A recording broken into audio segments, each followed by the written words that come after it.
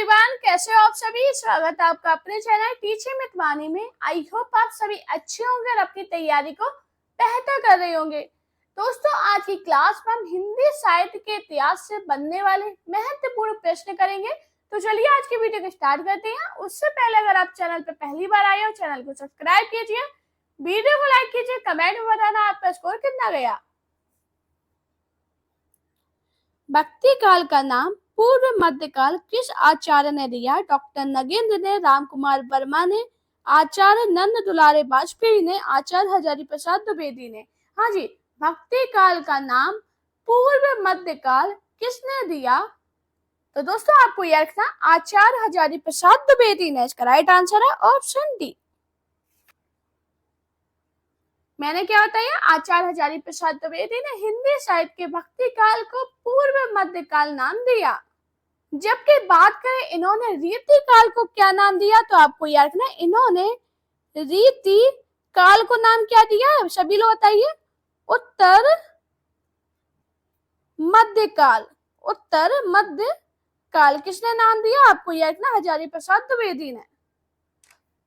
मिश्र बंधुओं ने परिवर्तन काल की समय सीमा निर्धारित की। सभी लोग राइट आंसर बताइएगा। हाँ जी, मिश्र बंधुओं ने परिवर्तन काल की समय सीमा कितनी निर्धारित की?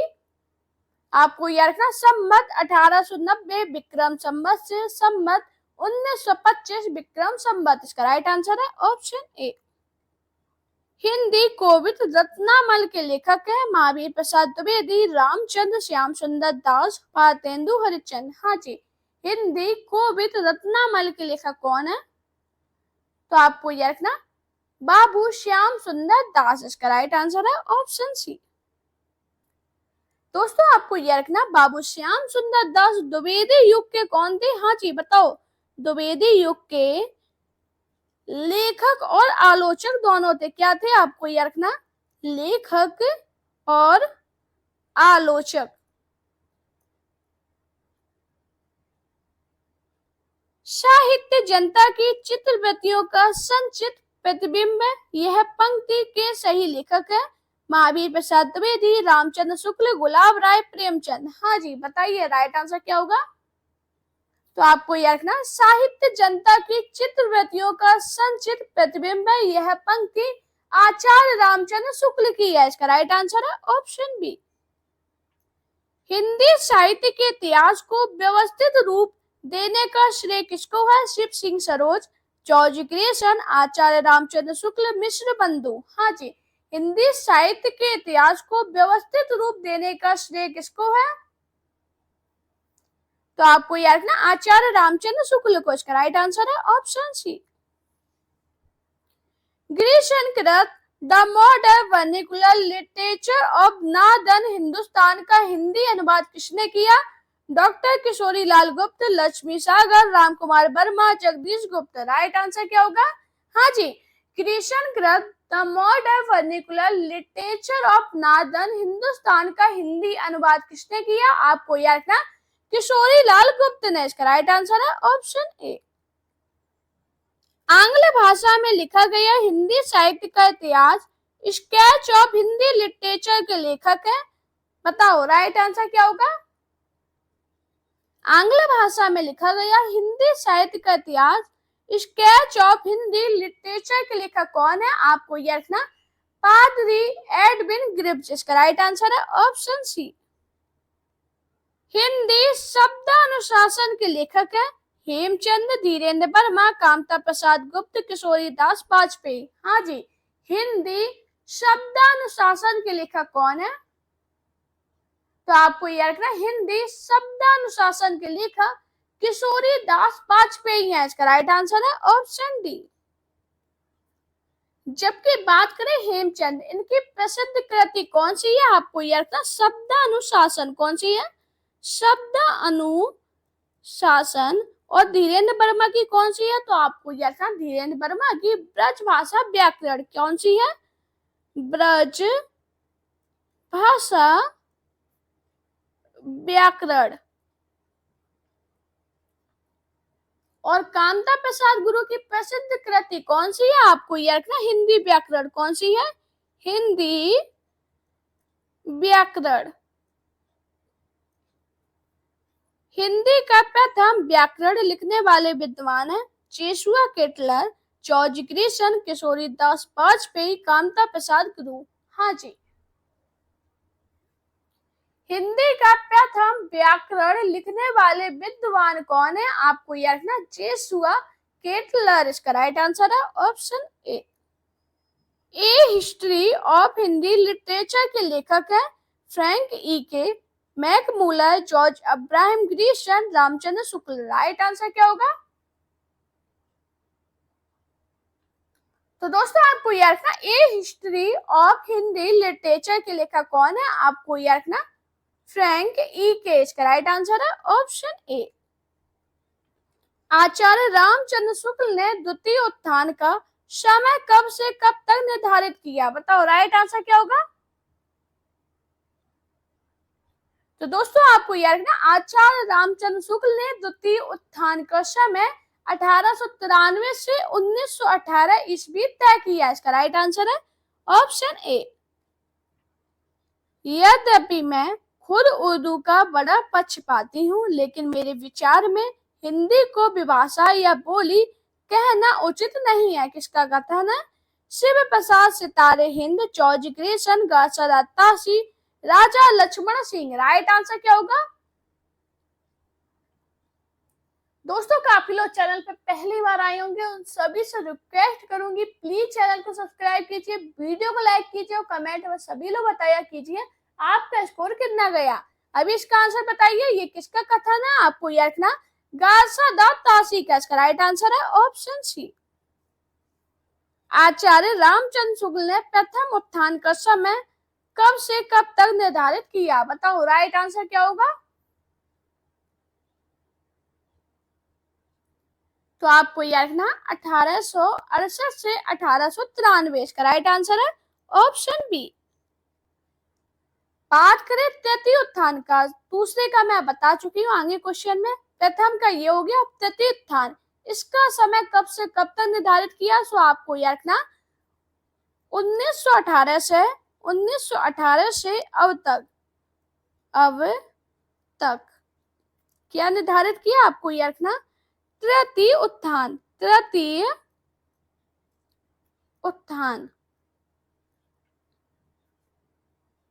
पुरानी हिंदी ग्रंथ के लेखक है चंद्रदत्त शर्मा गुलेरी, रामचंद्र शुक्ल, नलिन बलोचन शर्मा, हजारी प्रसाद द्विवेदी। हाँ जी, पुरानी हिंदी ग्रंथ के लेखक कौन है?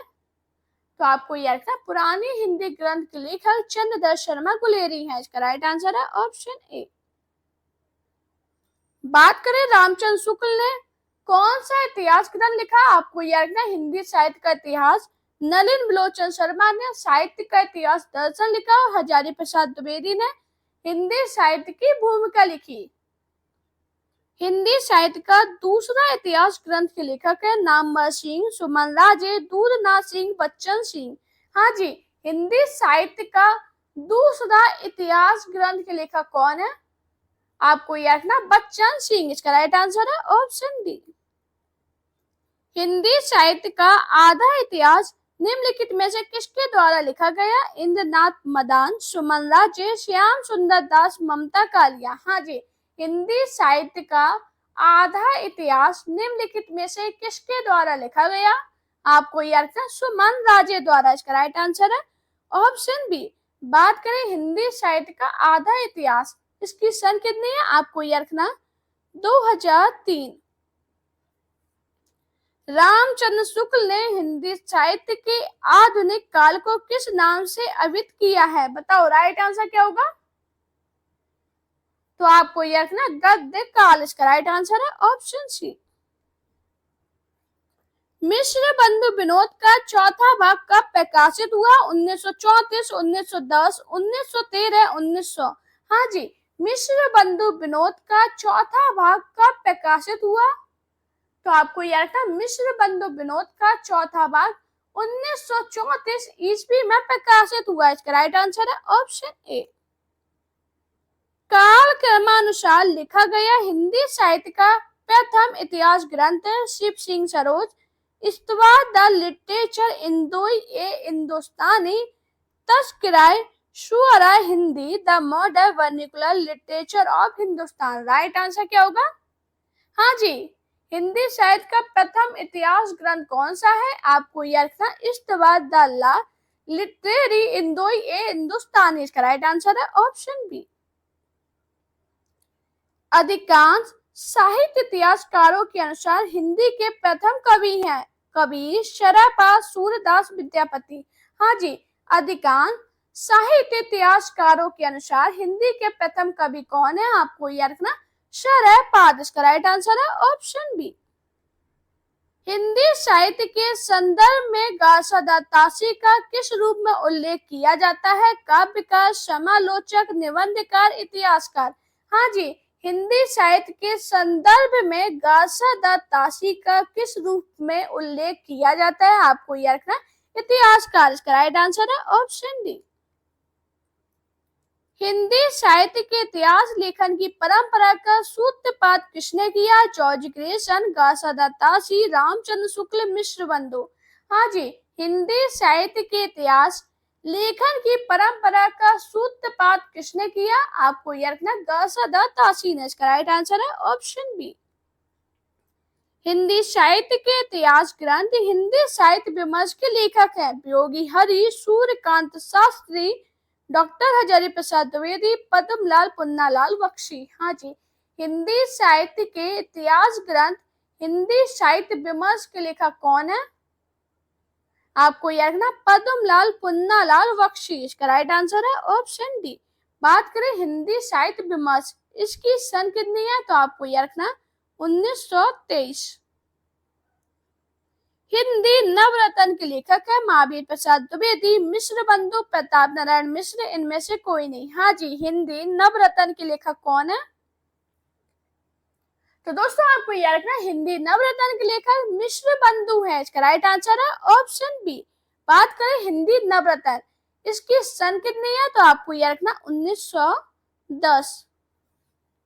आचार्य रामचंद्र शुक्ल ने हिंदी साहित्य का इतिहास के आधुनिक गद्य साहित्य परंपरा का प्रवर्तन के अंतर्गत प्रथम उत्थान की काल अवधि निर्धारित की। बताओ कितनी की? आपको यह रखना संवत 1925 से 1950 विक्रमी तक। इसका राइट आंसर है ऑप्शन बी। साहित्य का इतिहास दर्शन किसका ग्रंथ है? नगेंद्र, महावीर प्रसाद द्विवेदी, नलिन बिलोचन शर्मा, नंद दुलारे वाजपेयी। हाँ जी, साहित्य का इतिहास दर्शन किसका ग्रंथ है?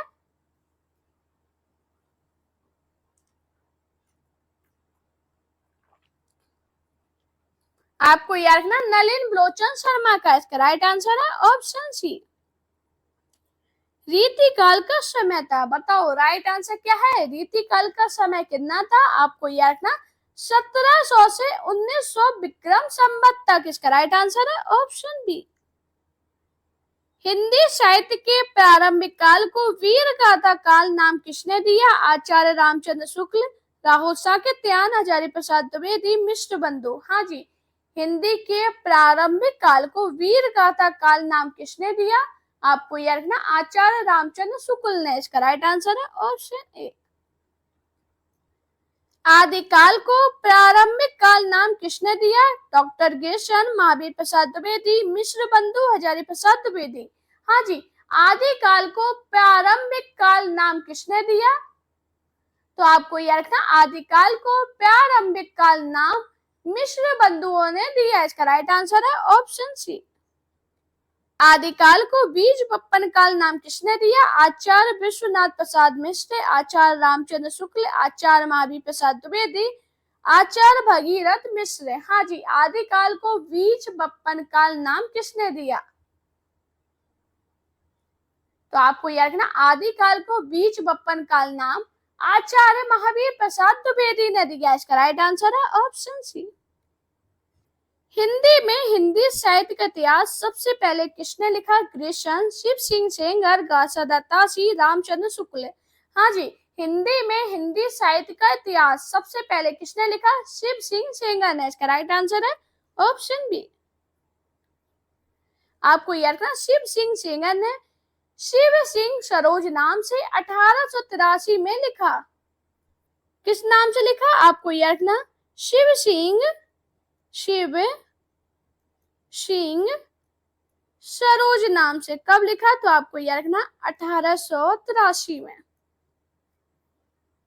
पुरानी हिंदी नामकरण किसने किया, हजारी प्रसाद द्विवेदी, ईसा अल्लाह खां, रामचंद्र शुक्ल, चंद्रदत्त शर्मा गुलेरी। हाँ जी, पुरानी हिंदी नामकरण किसने किया आपको याद रखना, चंद्रदत्त शर्मा गुलेरी ने। इसका राइट आंसर है ऑप्शन डी। आचार्य शुक्ल के अनुसार हिंदी साहित्य का आविर्भाव कब से माना जाता है, प्राकृत से, संस्कृत से, प्राकृत की अंतिम अपभ्रंश अवस्था से, पाली से। राइट आंसर क्या होगा, हाँ जी, आचार्य शुक्ल के अनुसार हिंदी साहित्य का आविर्भाव कब से माना जा सकता है आपको याद रखना, प्राकृत की अंतिम अपभ्रंश अवस्था से। इसका राइट आंसर है ऑप्शन सी। इनमें से काशी नागरी प्रचारी सभा के संस्थापकों में कौन नहीं है, बाबू श्याम सुंदर दास ठाकुर, शिव कुमार सिंह, राम नारायण मिश्र, रामचंद्र शुक्ल। हाँ जी, काशी नागरी प्रचारी सभा के संस्थापकों में कौन नहीं है आपको याद रखना, रामचंद्र शुक्ल। इसका राइट आंसर है ऑप्शन डी। साहित्य जन समूह के हृदय का विकास है, यह परिभाषा किसकी है, भारतेंदु हरिश्चंद्र, महावीर प्रसाद द्विवेदी, बालकृष्ण भट्ट, हजारी प्रसाद द्विवेदी। हाँ जी, साहित्य जन समूह के हृदय का विकास है, यह परिभाषा किसकी है आपको याद रखना, बालकृष्ण भट्ट की। इसका राइट आंसर है ऑप्शन सी। दोस्तों, अगर आपको मेरी वीडियो पसंद आई है तो वीडियो को लाइक कीजिए, चैनल को सब्सक्राइब कीजिए, अपने दोस्तों के साथ वीडियो शेयर करना। मेरा Telegram account, Insta account, Facebook page पे मुझे फॉलो कीजिए। अपना प्यार और सपोर्ट चैनल पे इसी प्रकार बनाए रखिए। Thank you guys for watching this video.